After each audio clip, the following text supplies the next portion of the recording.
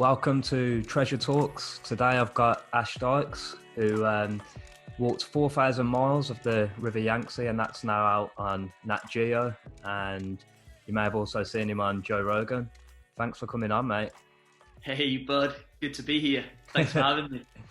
Yeah, so we were just briefly talking before then, but I actually remember seeing your account on Instagram a while ago when you were an ambassador of Water to Go back at the That's right. time, and so was I.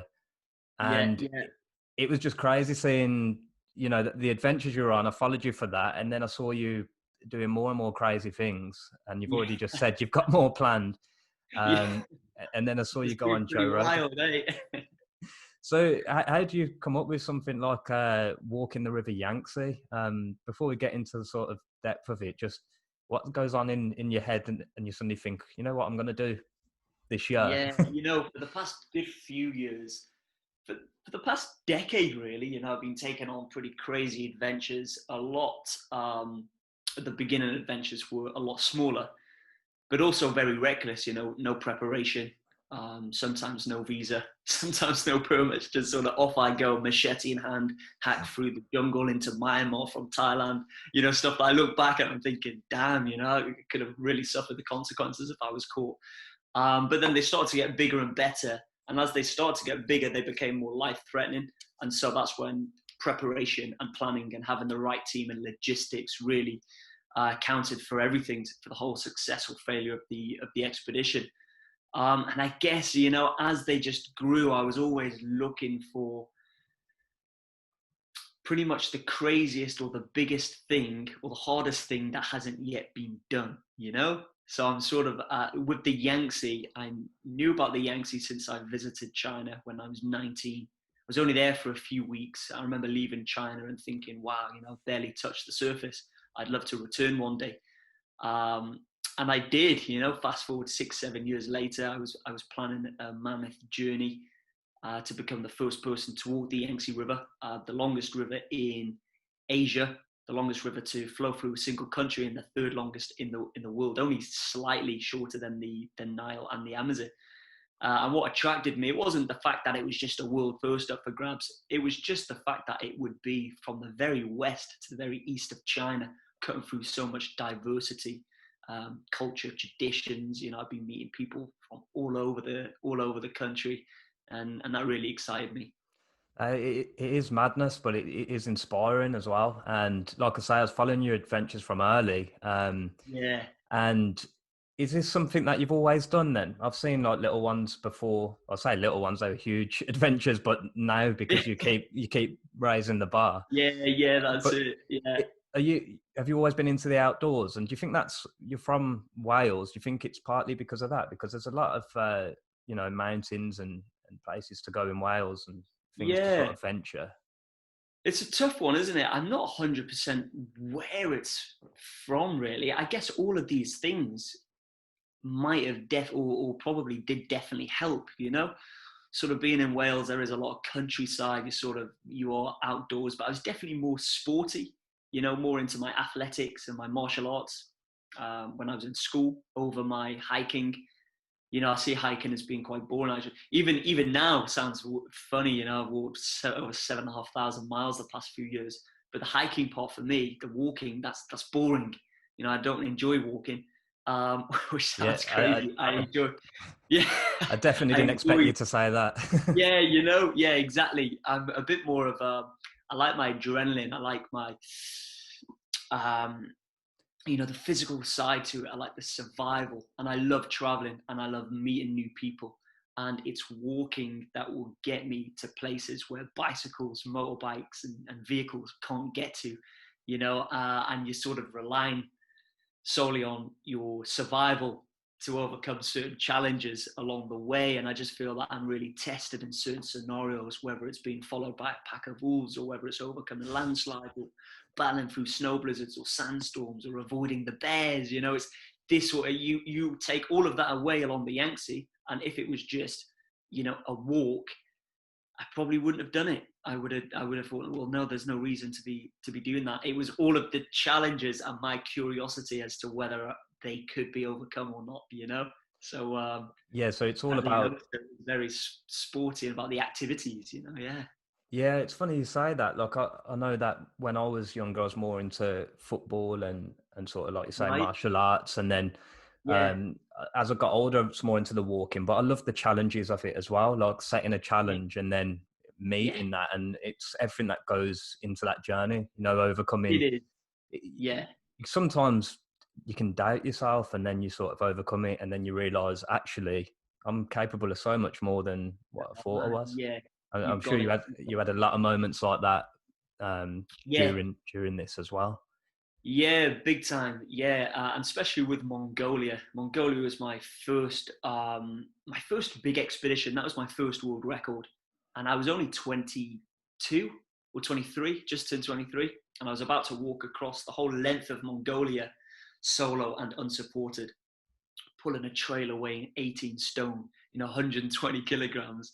It's like 3 weeks over the Altai Mountains, 5 weeks across the Gobi Desert, 3 weeks up through the Mongolian steppe.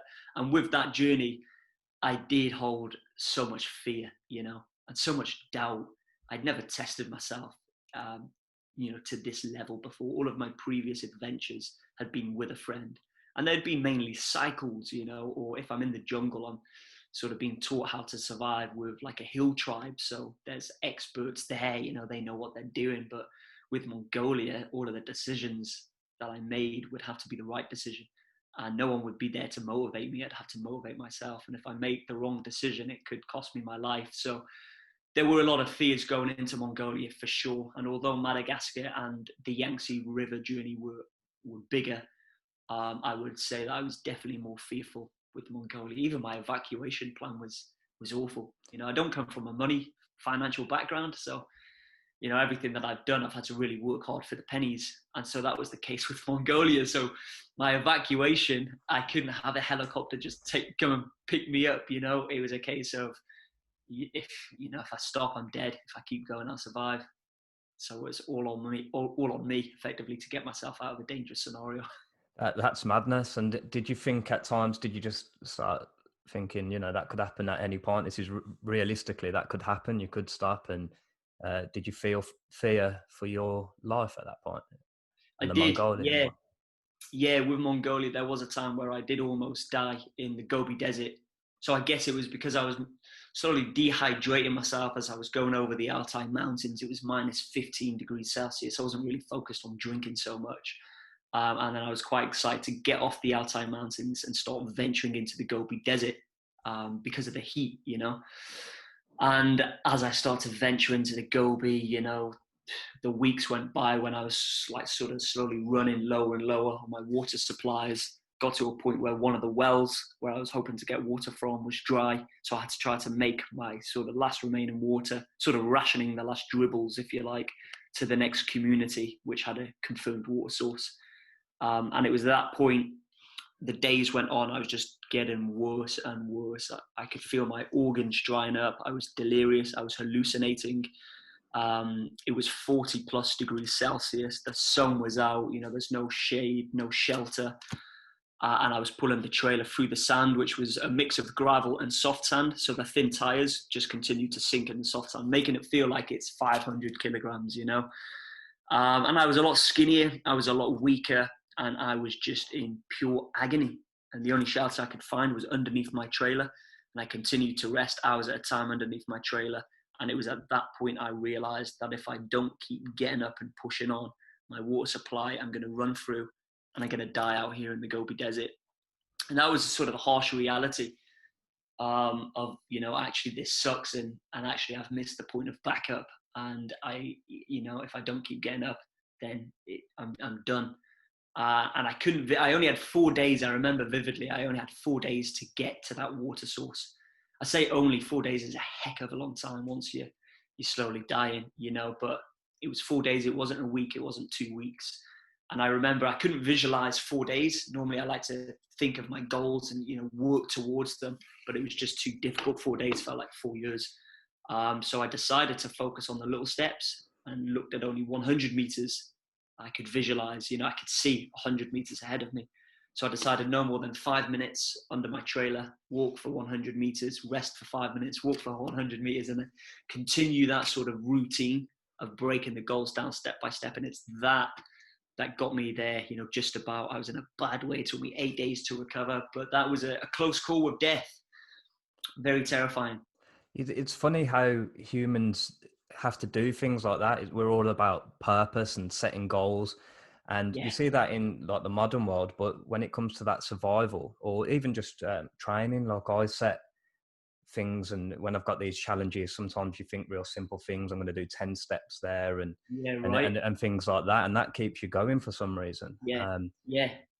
And also that you mentioned the sort of concept of time and your perception. I don't know if you've watched that famous documentary with Joe Simpson, the climber. Um, No. I wish I could remember the name to it now, but it's a real Yeah. famous climbing expedition, and he gets lost, and he started thinking in that way of, he's going to do this many sort of yards crawling, and then that Oh, kept him wow. alive. And it's just, Jeez. so it's really Yeah. interesting that you say that. That's crazy. Yeah, it almost seems like it's the sort of human survival instinct. Like we've all got it, and we'll find a way to just break it down. Because yeah, when you're slowly dying, your brain just goes in overdrive, and it can just start going off. Like there was a point where I started to think about family and friends, and sort of maybe this is it. But only for a short while. I then nipped that in the bud. And I was like, well, no, stop feeling sorry for yourself.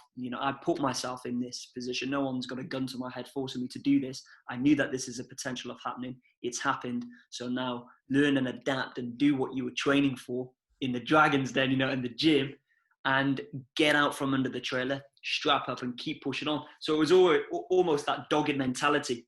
It's almost like you go through a phase of, oh no, this is it, family, friends, loved ones, memories, and then you nip that in the bud, and it's almost like your body needs only one option to focus on, which is survival. And in order to survive, it must focus on the little goals to get me to the end goal, which is surviving. It's Yeah. quite crazy, really. It is interesting. And all that came down to the fact that one of the supplies of water just wasn't there where you thought it would be, and it meant you had to wait all this time to get water again.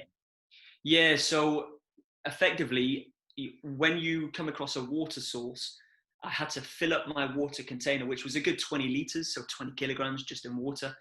And I would need to really make sure that that's enough to last me, not to the next well, but the well after, because along the way there was confirmed and unconfirmed water sources. With the detailed maps and with the help of the logistics manager, he was able to say, I think this one's unconfirmed and I think this one's confirmed. And all as that happened is I just went through so much of the water by the first well that now that it was time to get to the second well, I didn't really have enough water supplies to be able to manage that. Well, I did just about, because I survived, but it was dangerously low, up to the point where I could, physically feel my organs, my insides drying out, which is disgusting, isn't it? Yeah, it's mad that you can even think back to something like that. Yeah. It's absolutely nuts.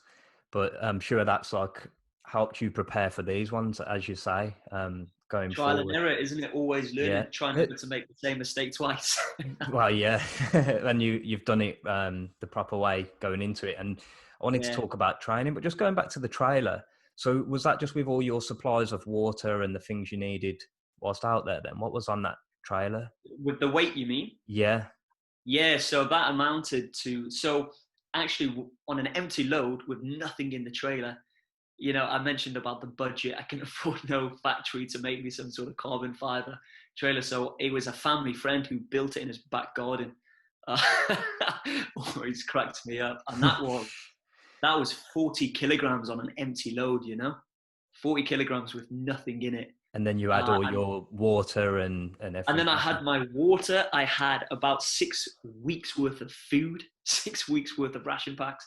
I had the right kit and clothing to be able to survive the cold climate of the Altai Mountains, and then the right kit and equipment to be able to survive the heat of the Gobi Desert. I had electronical equipment. I had the tent, the camping equipment. and all of that amounted on a full load with the water to 120 kilograms. Flipping So hell, wow. that is absolutely mental. And then, like you say, you've got the different terrain that you're trying to pull that across. Yeah, And and it then, had no brakes, so it was always nerve-wracking, sort of pulling it up the Altai Mountains and knowing that if you miss a footing or your foot slips, the trailer's going to pull you back down, and you're strapped in 4-point harness. that's making me nervous even hearing that, to be fair. Yeah, and then you've even got the different temperatures and the contrast of that Yeah, whilst traveling. That is absolutely nuts. Uh, yeah. So it was almost like preparing for a couple of different expeditions in one. yeah. With the different terrains and the different climates. 1 minute you're in the mountains at -15. The next week you're in the Gobi Desert at 40 plus. So it is crazy, really. Following you as well, I know that you're well into your training, Mm, and you're into a lot of training that I'm into as well, with like the nice. calisthenics and the martial arts and things like that. So, Yeah, are these the things that get you prepared for this? Is this the sort of yeah. training you do? Exactly that, yeah. And it all started, I was living out in Thailand for 2 years. Have you been to Thailand? I have actually. I lived there for 9 months. Yeah, really. Yeah, Whereabouts? it was like a tourist part, like Koh Tao, and I've also been in Koh Go Lam. Tao, that's where I was. Oh, really? That's mad. I love it there. I do. We were there Great two place. years ago. Yeah. My girlfriend was Yeah, working as a scuba diver there, and no I way. work remote. So for me, I just had to sort of capitalize on that as well, being able to Yeah, work outside. yeah. What dive school did she work at? Do you remember? Master divers. Master Divers. Yeah, So I know. yeah, you know it. Yeah, That's yeah. awesome. So I was did you? working with DJL. Well, I think there was over 52 dive schools by the time I left, but I know one of the big ones, Master Divers, was quite a big one there. Um, yeah, for 2 years. It was sort of Koh Tao and Koh Lipe. I don't know if you know Koh Lipe, No, I haven't right? heard of that. Is that close to Koh Tao? It is close. It's closer to Phuket, but it's an Yeah. island that no one really. Well, that was back in 2012. It's kind of like what Koh Tao would have been about 25 years ago. So when I was there, I had no ATM machine.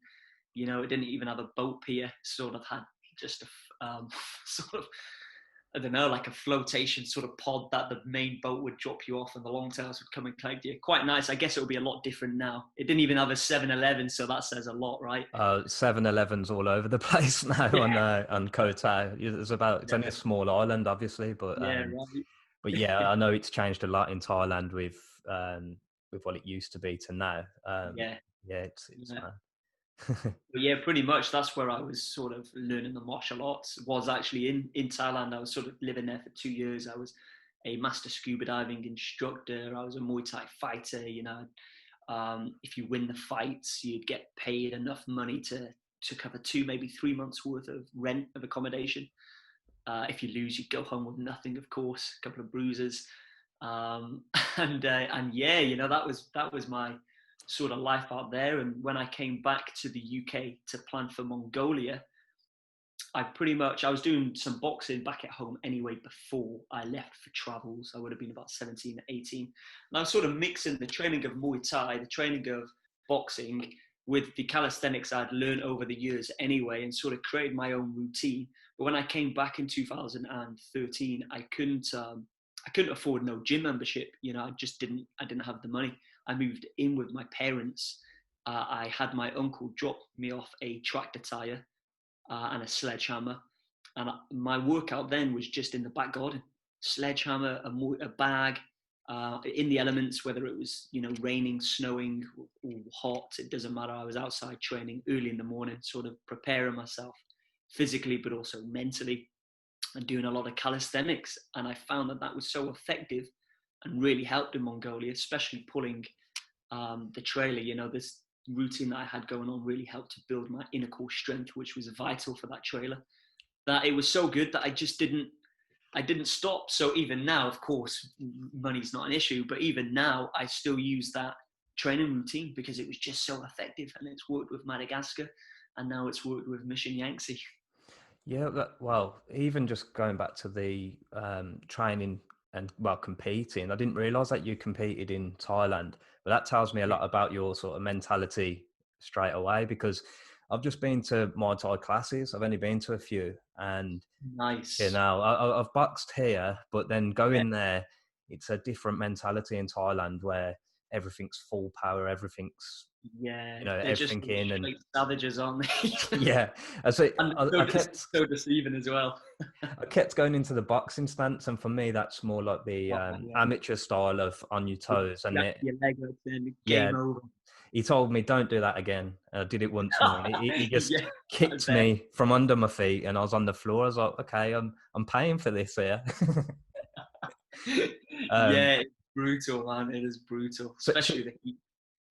sorry, so you were competing out there as well, then?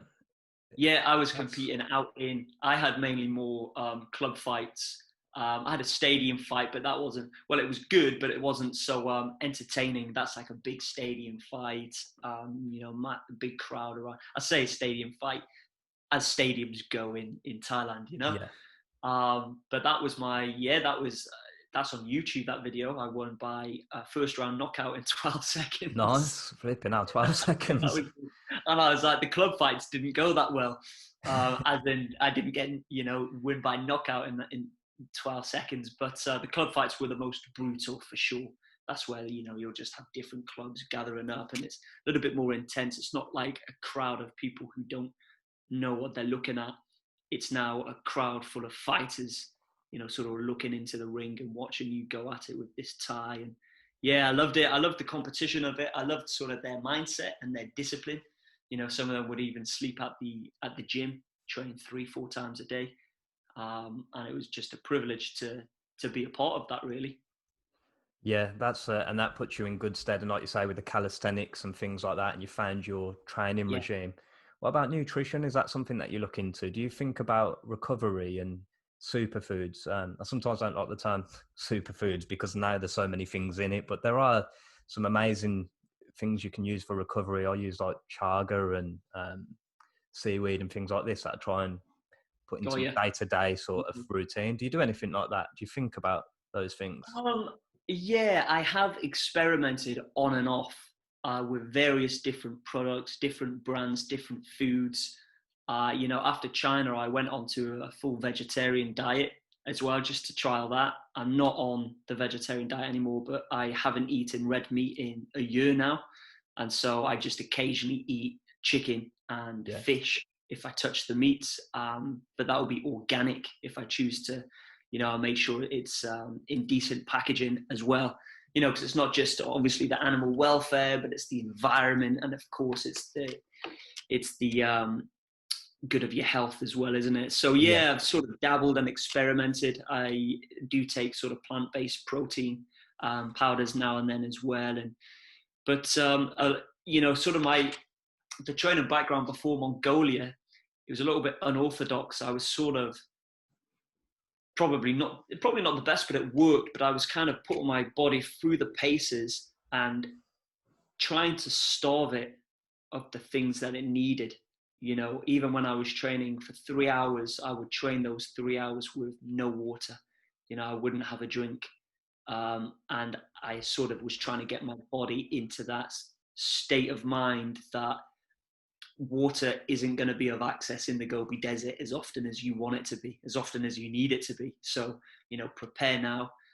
Don't take as much water, and sort of try to get your body a little bit more prepared for that shock when I'm out there. How do you think that served you? Because it's a bit of a paradox, isn't it? On one hand, you're trying to look after your body and sort of nurture it ready for what it's Yeah, about to take, but then on the other hand, you don't want to be too shocked. So yeah, exactly. Yeah, I found it really worked, and I think it's probably, I put it more down to breaking in the Gobi Desert when I was suffering that time. I put it down to, the fact that I broke my goals down and the training. But really, what could have played an important part was actually sort of all of the previous experience that my body had gone through. Like even in Vietnam, we went over 45 hours cycling, so we were sleep deprived beyond belief. I had faced dehydration cycling the southern part of Australia before, and I had, my body had been battered, whether it was in the jungle, sort of hacking through. So although my body was still young, being a 23-year-old, I had put it through its paces in terms of sleep deprivation, dehydration, starvation, and I think probably all of that amounted and played a key part of me surviving that particular jaunt in the, that particular section of the Gobi Desert. So it's Yeah. probably an accumulation of all of these different things that I was doing, including the experience and what my body had faced previously. Because I think if I was, I don't know, like for example, if I was fresh out of university, I hadn't been out to the real world and sort of traveled and put my body through its paces, and then I all of a sudden went to attempt Mongolia, fresh out of uni, or as a 22-year-old, sort of going on a gap year. I do think that I would not have been able to make it for sure. So I do think it's experience, isn't it? I guess with any career, it's all about climbing that ladder and going Yeah. step by step rather than from the bottom, jumping big leaps to get there. Yeah, you'd obviously been pushing the boundaries, and you just mentioned the one in Vietnam as well. And I think I saw a post where you had talked about that, and that was a good 10 years ago as well. So you've been doing it Yeah, from back then. yeah, I was exactly a decade ago as well. Yeah, So I looked like a 50-year-old as well, didn't I? Or sleep deprived. I don't know if you can see it in that photo as well, but my skin was actually blue as well because the mosquito spray of the night mixed with the sunscreen of the day, I and could, you put those two together, and it goes a little bit blue. So yeah, you could everyone see that was, you would, look, you could see the color a little bit on there. Yeah. yeah. And So they're just like, you're not staying here. Turned down 7 different hostels and guest houses. Me and my friend like, where are we gonna sleep? And it's so funny to look back on now. But at the time, we were, I don't know, we were probably laughing at the time, but laughing because we were so delirious. yeah, and now that's all gone sort of in your favor with the experience, though, like you say. I want to talk a little bit about the Nat Geo walking the Yangtze River. Yeah, So is that a docu-series that's out yeah, now? So that's a 2-part documentary. So it's 2 episodes, each episode being a 1-hour show.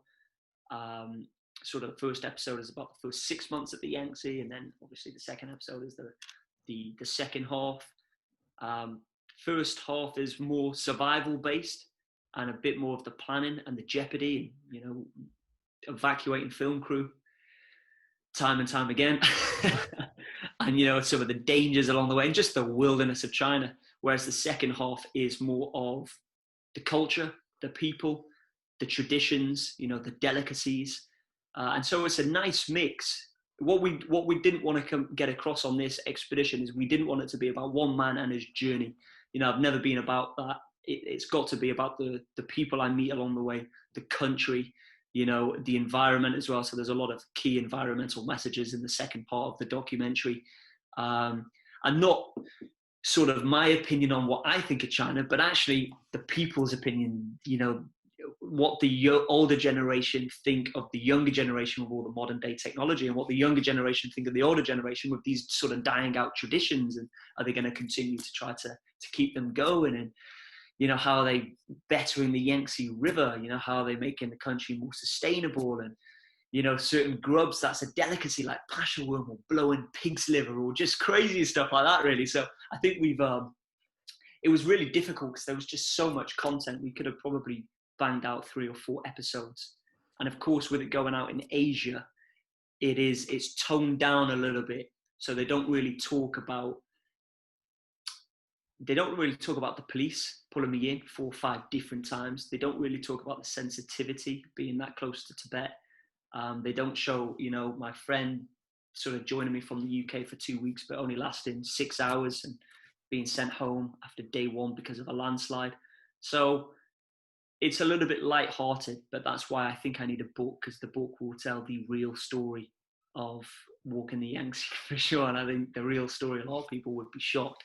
So, but if we bring it to the UK and the US, then I'm sure we'll have more editing control because it's tailored to a Western audience then, Yeah, hopefully that happens then. And have you got a book coming out soon as well then? We've got the option, but now I'm thinking, do I spend more time on focus on the next thing, on the next Yeah. TV series, or do I focus on the book, or, can I do both? And so I think the best way to go about it is if we secure UK or US TV, then I will go forward with the book. That's awesome. But being out in Asia, to follow the book, on from the documentary that's going across Africa, Middle East, and Asia. There's too many languages. It's too many languages to juggle and tailor the book to each market. Then it'd be better to do what I did with Mission Possible. Create an English book, have it in every English-speaking market. And then if there's high demand, like there was high demand for China, so we created a Mandarin version of Mission Possible and a Vietnamese version of Mission Possible. So I think that's the better way to go about it. So yeah, we're just sort of thinking about it for now. What went into the planning beforehand? Because you mentioned in your solo adventure in Mongolia that it was a lack of planning in some parts, even though it sounds like you had done some due diligence with it, like looking into the logistics of the well, and you had still been training before and things like that. What went into the planning with this, and what struggles did you foresee before it? Yeah, I think just everything changed mindset-wise between Mongolia and Mission Yangtze. I do remember with the Mongolia journey, I was a little bit more foolhardy, I guess. My logistics manager, Rob, sort of said the path that you're on now has a confirmed water source. He says, but the path that you're going to take, which takes you deeper into the Gobi Desert, has an unconfirmed water source. So right there and then, I should have really chose to stay on the path, which is a confirmed water source. But me being me and, wanted to venture deep into the Gobi Desert, I took the path less traveled and paid the price. And so I guess with this Yangtze journey, I was just more aware, we are vulnerable as humans and life can be taken from you fast. And so the experience from the Mongolia journey and the Madagascar really helped in the success of this Yangtze journey. But this Yangtze, what was tough about this is the logistics. You asked about the plan, and it took over 2 years to plan this journey. I think of all of the mightiest rivers in the world, I think the Yangtze is the hardest logistically. You can't, doesn't matter how rich or wealthy you are, you can't pay a certain amount of money to get permits and visas and access to national park. That they're not interested in that. You have to go by it officially. It's got to be by the books. You've got to befriend and partner with all of the different governments. And so that we had to do that, effectively. The Green Development Foundation out there had to make me doctor for 1 year. Temporary doctor to get access to the national park. But in order to get access to the national park, I had to be a temporary doctor and ambassador for the Green Development Foundation in order to be able to liaise directly with the government. And if I then liaise directly with the government and he's on board, he then helps me get access to the authorities, which could offer protection. And if they come across me in the wilderness, they won't deport me. And so it was and I think it was over 14 different documents, all stamped, all signed, all verified. Maybe 4 or 5 years ago, I would have done it illegally. I would have found a way to just do it. But there's no getting around it, especially with this documentary. With this documentary, it was so difficult. I remember speaking to my production team saying, look, let's just do it. The source of the Yangtze River is going to be so wild and so remote. There's not going to be anyone there. And they were kind of like, yeah, but it will backfire in the future. And with the documentary, we're going to have to take certain actions. And if a government official sees the Nat Geo and sees you in that region, then it's game over. So I was like, yeah, okay, you're right. And we did it properly. And doing it properly took a long damn time. and even then you had some issues, didn't you, with the police, like you say, and things like that, and being stopped during this mission. Yeah, constantly. Yeah, I remember these. What we found, it went pretty much from Mission Yangtze to Mission Escape and Evade at one point. This is also something that isn't shown in the documentary, but effectively we had to escape the region that we were in as fast as possible because it was so sensitive. But we also had to evade the locals because we found out, as amazing as the locals were, they were a little bit worried seeing a Westerner up there, maybe the first time in a long, long time. And they would radio to the next gur or the next nomadic camp, and they would radio until they had phone signal, then they would phone the police, and then the police would drive, but the police took like 6 hours to drive to us because we were in the middle of the wilderness. And they would rock up at like 2, 3 o'clock in the morning. I just remember my heart just going every time, because it happened like 4 or 5 different times where you're just sleeping wild, and then you've got these sort of blue lights flashing outside your tent, and you're like, fuck, we are in the middle of nowhere, and these headlights beaming onto your tent, and they're not there they've not drove 6 hours to let you go. They're going to take you and they're going to question you. And they would have quite easily deported me, but I had such a strong team out in China. Still now, in fact, my team out in China is probably stronger than it is here in the UK. And we had all of the right documents. They just couldn't do anything. It's a document with the government official saying you leave Ash exactly where he is. Here's the technology he's carrying. Here's what he's doing. And if they did just choose to deport me, they'd have the wrath of the government to deal with, type of thing. So I think they secretly hated that, but they had to take me back and drop me off at the location that they picked me up from once they finished questioning me. But even still, even though you managed to win that battle, it's still an extra thing to worry about, isn't it? You've got all this Yeah. walking Oh, yeah.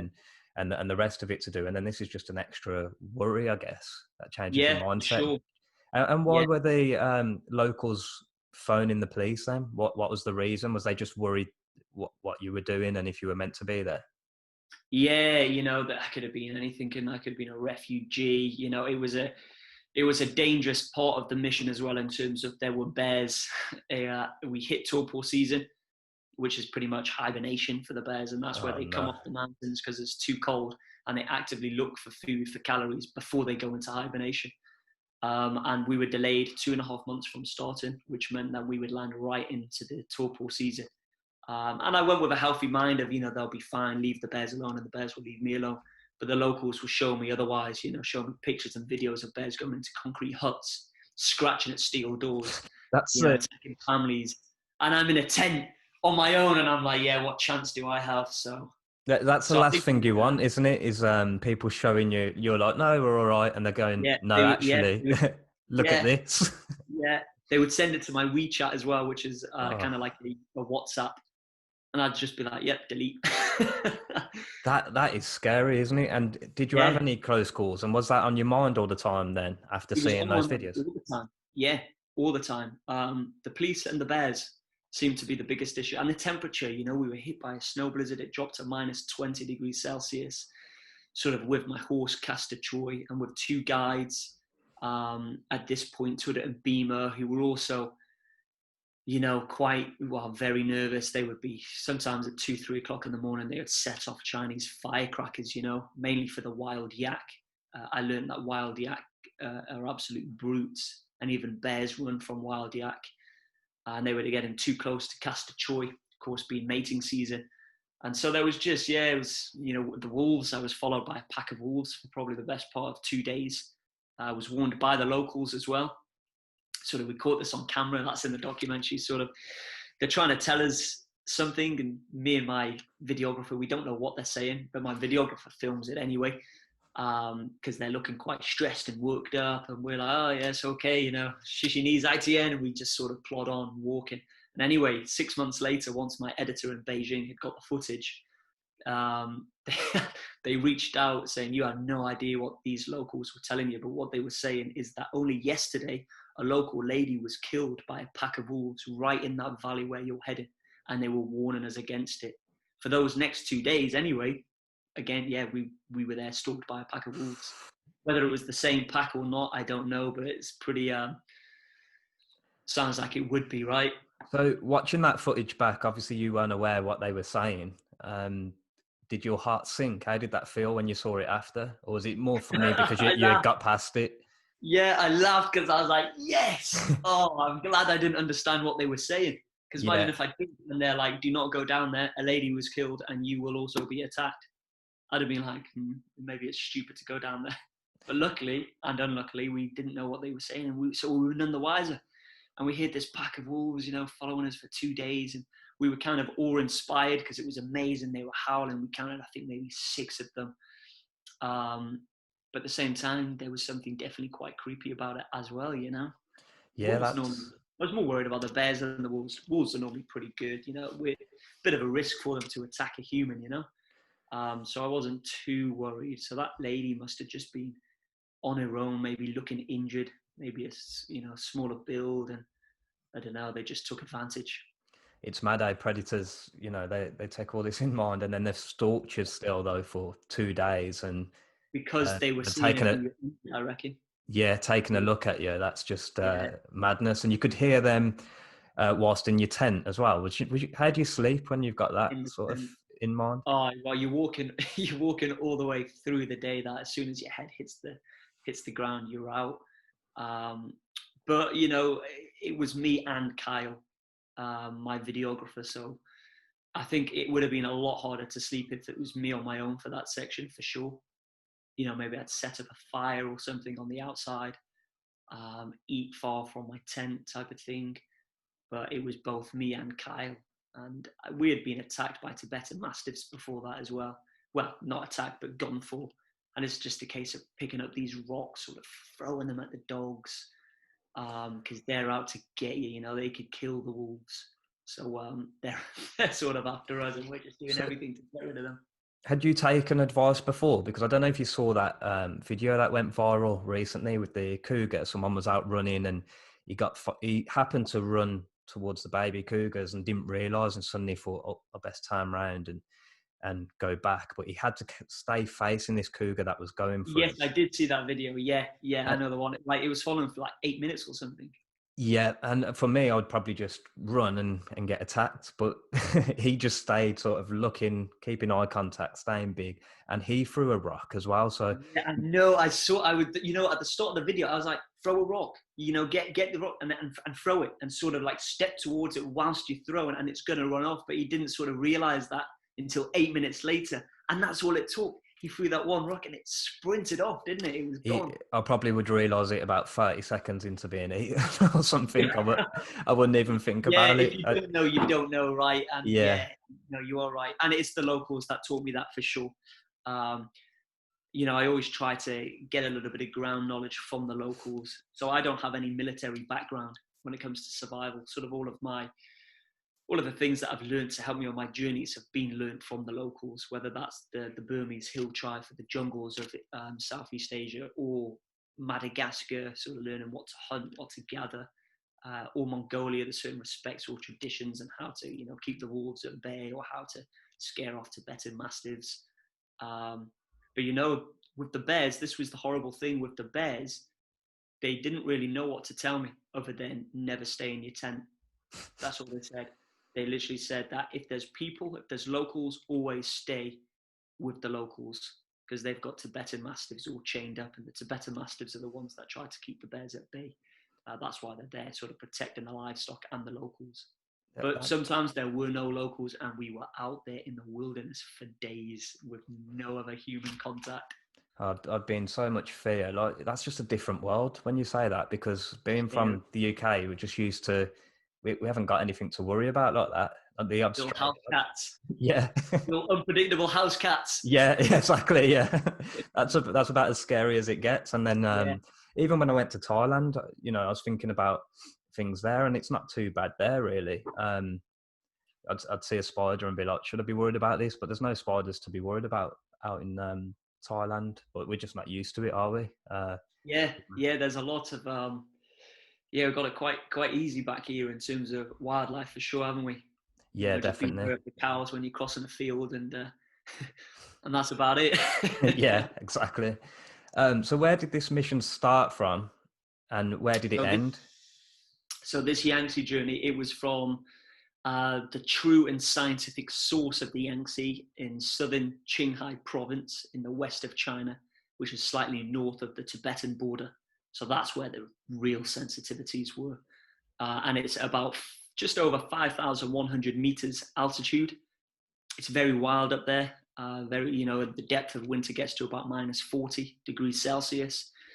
And so from that point, you're sort of following the river, sort of trying to stay as close to it as possible, trying to follow the bends.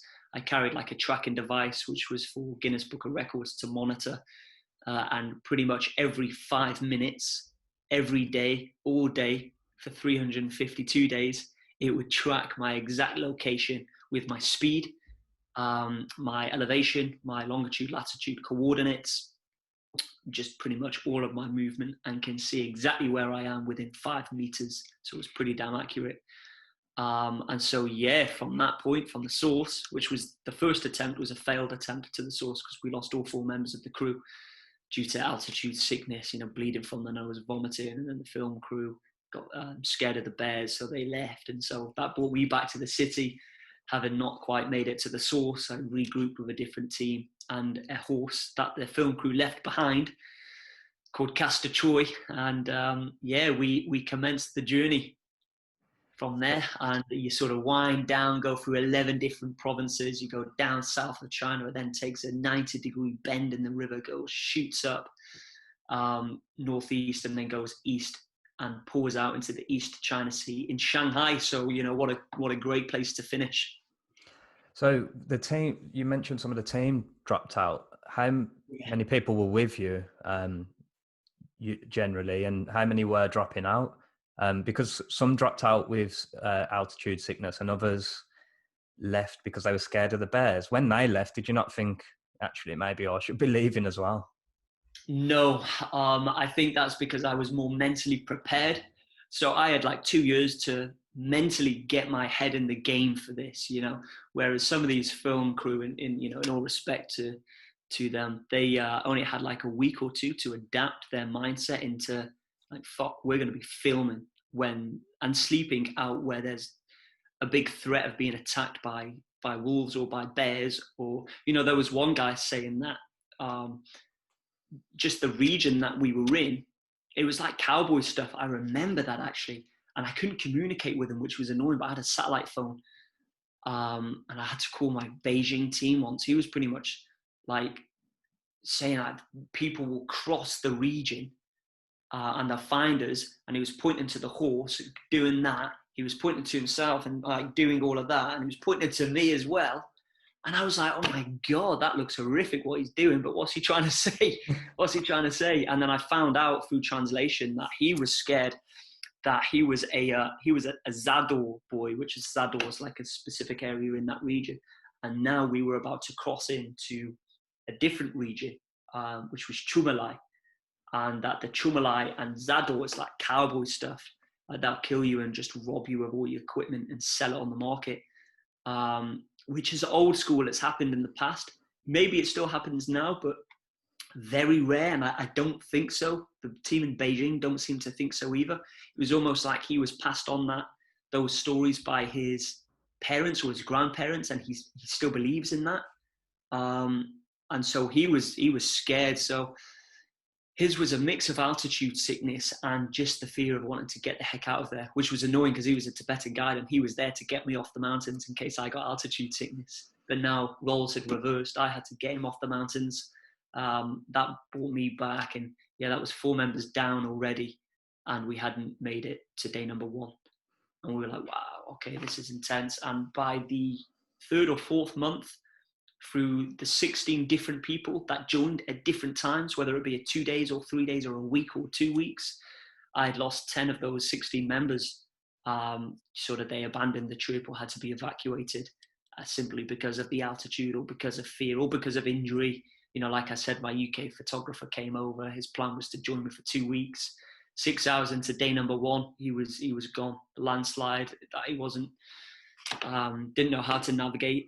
And I think that's where I learned also a lot about not just myself, but the experience. Sometimes I take it for granted or sort of dismiss it. I see it as just a cool adventure and sort of anyone can do it type of thing.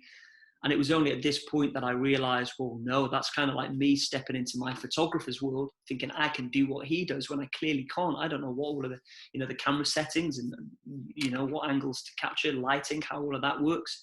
Effectively, what I had done is I had brought him into my world, telling him it's going to be okay.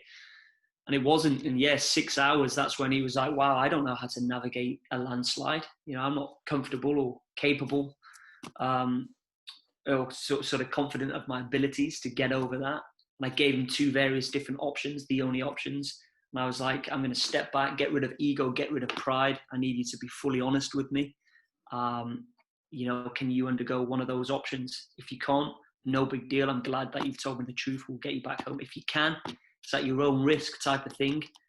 It is sketchy, but it's your decision to make. So I gave him the option, and yeah, he made the right choice. He got rid of the ego, the pride, and was just like, yeah, no, I'm shit scared, and I just don't feel like I'm going to be able to make it. And it's like, right, you've got a family at home. Let's get you back there. So positive outcome all round.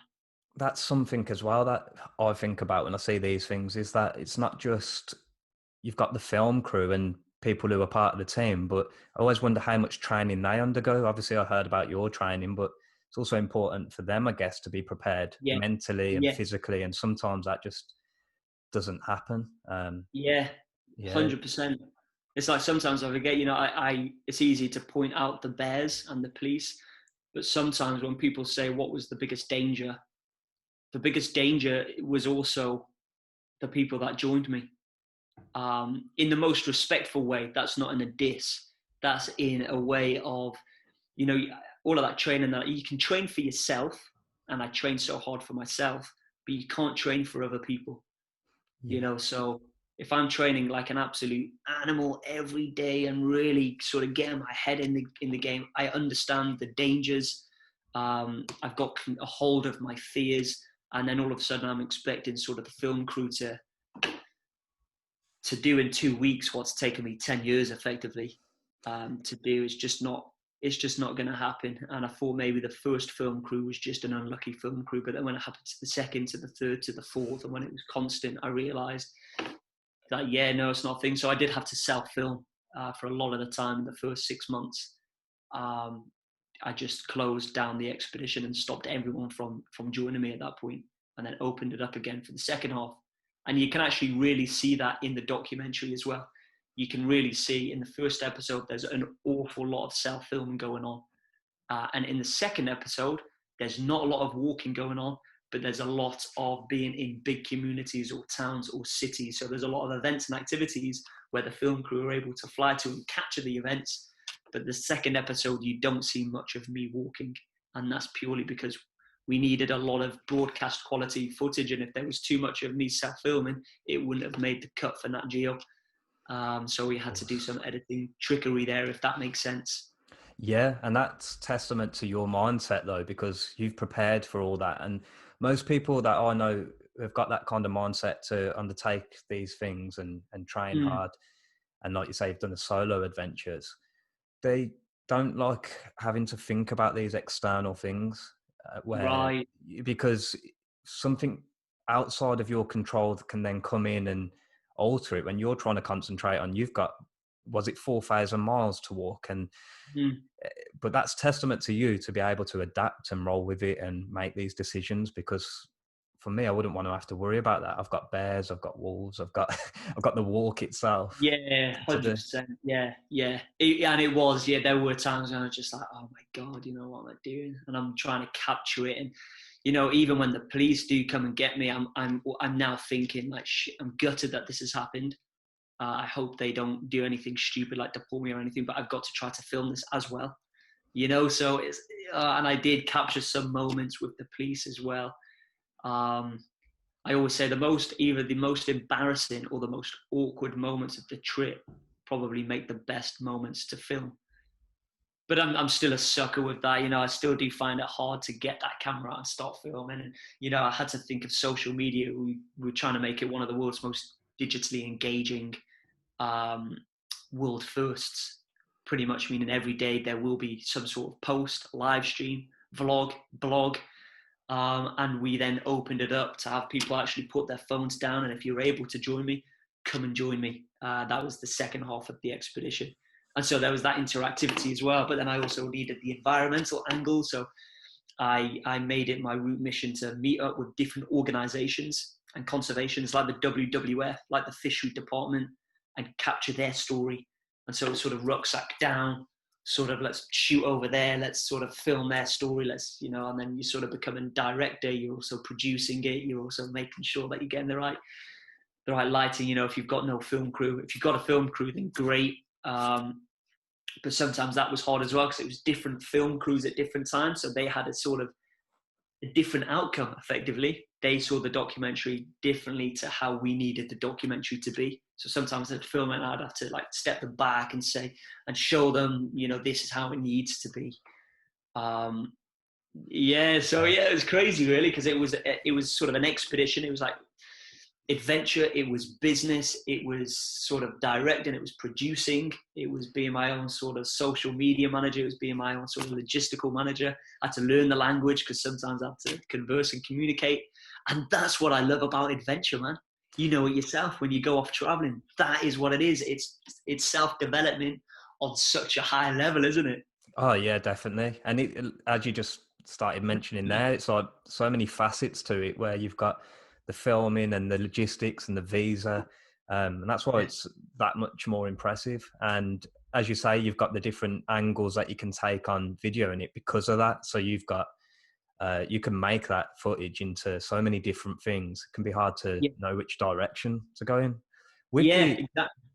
with the social media, doing that, what kind of momentum did you get? Did you start becoming even more well known in China and Asia from doing this? Yeah, well, it's funny because another string to the bow was the fact that it's all good having sort of my Western social media. I had like the Instagram, the Twitter, but that's not allowed in China.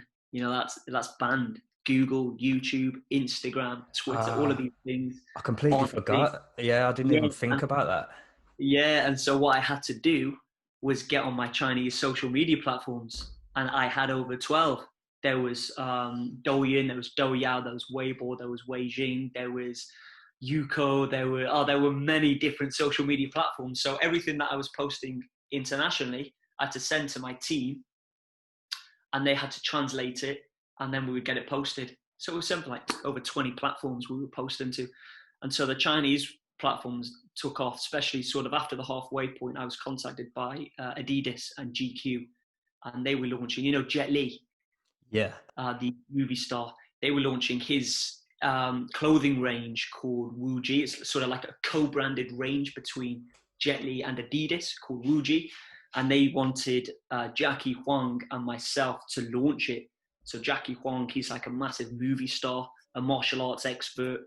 And so, yeah, we were shooting with Adidas and GQ. And of course, that made it far out there. He was shouting me on his, and I think he's got, I don't know, like 20 million followers on just his one Weibo account. And so that really helped sort of the Chinese audience understand who I was and what I was doing. And that brought more traction over to the social media within China. And when I opened it up, there were a lot of members of public, a lot of Chinese celebrities, a lot of brands and organizations joining me on the expedition. So yeah, it was sort of building up in China quite a bit. And then China spread out, you know, Japan and Asia and whatnot. And then there was a bit more higher demand for Nat Geo Asia to go ahead with the documentary, which was exciting. So has that changed your life because of that recognition of doing this now? It's definitely it's helped majorly, yeah. Like after Mongolia, obviously it was still a struggle. Madagascar was still a struggle.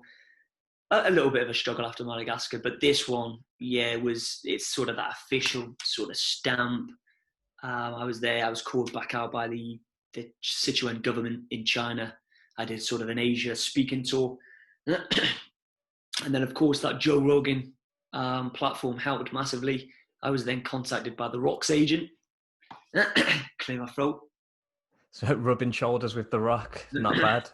Or his So now his agents.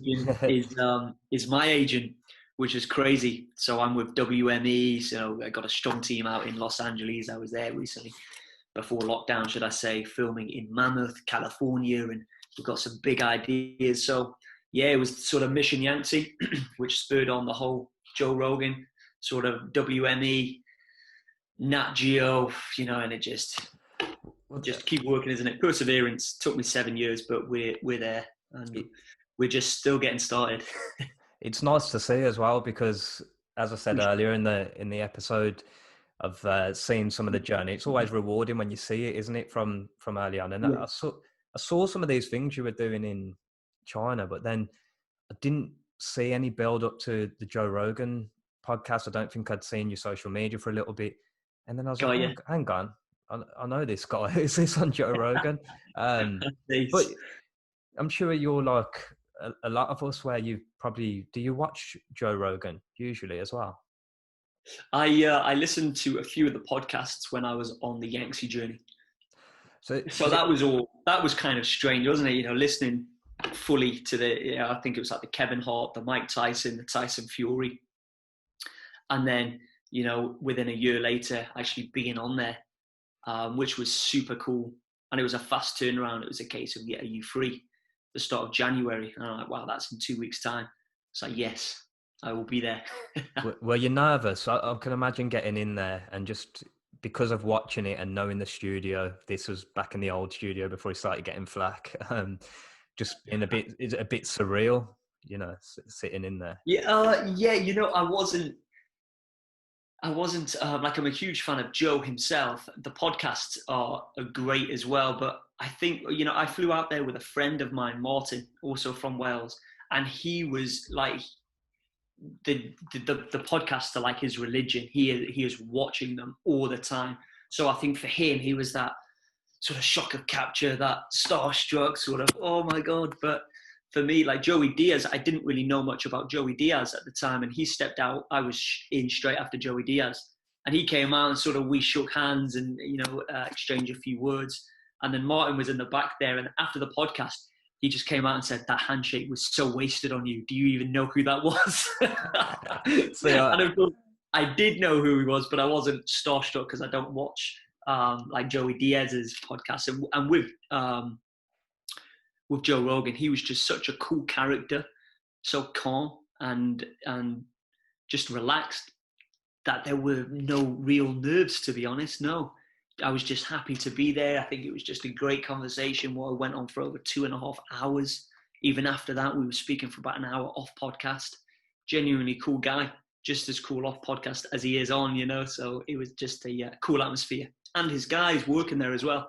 And of course, young Jamie. It was just a good setup, a great team. And an all-round cool experience, yeah. that's awesome. I love Joey Diaz as well. I would have definitely have been excited to see him. Yeah. He's always making me laugh. So the studio is amazing as well, isn't it? Haven't they got all Yeah, sorts in the back there? yeah, it's much bigger than it looks on YouTube.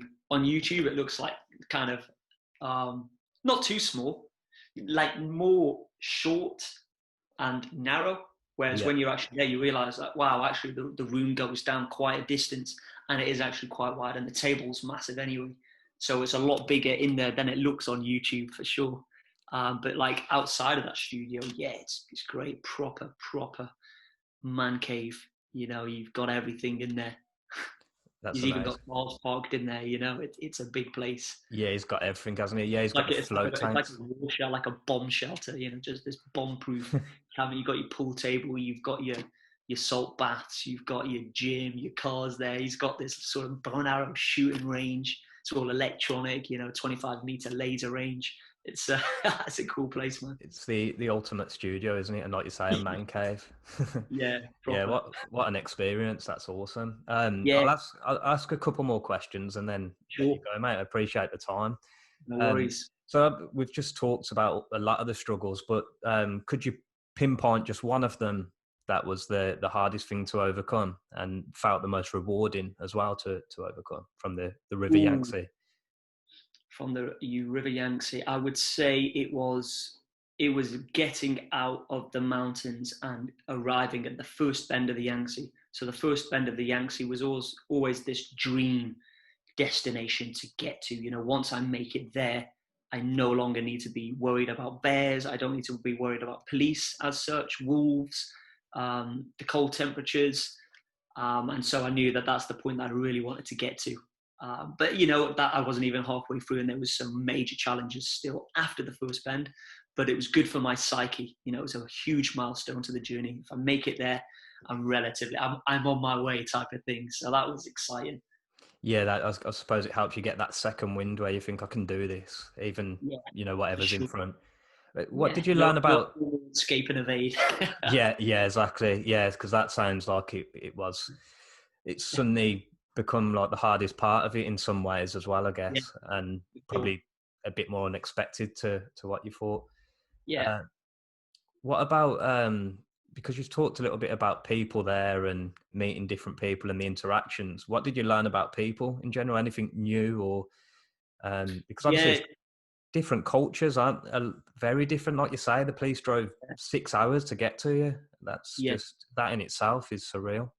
yeah, true. Yeah, when you put it like that. Yeah, what I would say is, I don't know, China's been hit hard in the news. Yeah, Um, sometimes for very right reasons as well. And sometimes I can't help but feel sorry for the actual people of the country who were nothing to do with this, because the people are, the friendliest people I've come, or some of the friendliest people I've ever come across. Really genuine, really down to earth. Maybe some people have this idea. I know my friend certainly did when he joined me. He had this idea of China being quite suppressed, the people being quite down, and they're not allowed on Google, but they have their own version of Google. They have their own version of Instagram. What I'd say is there's a super strong sense of community. There's 60, 70, 80-year-olds sort of on the street dancing, doing their Tai Chi with the music on. It's happening. And, it's just it's a good place to be. It's a pleasant place to be.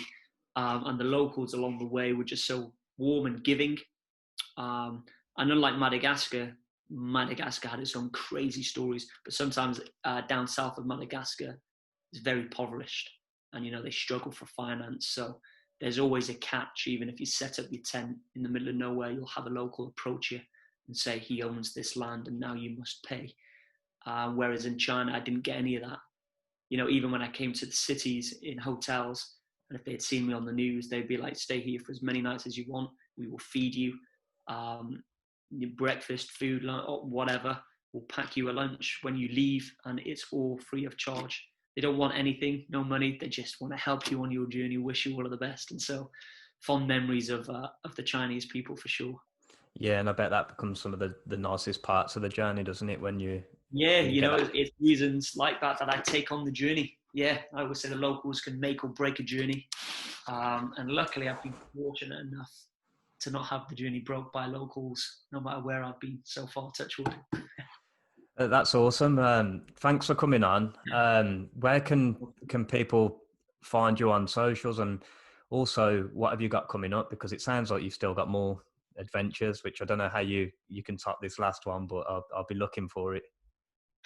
Yeah, and maybe I won't top this last one.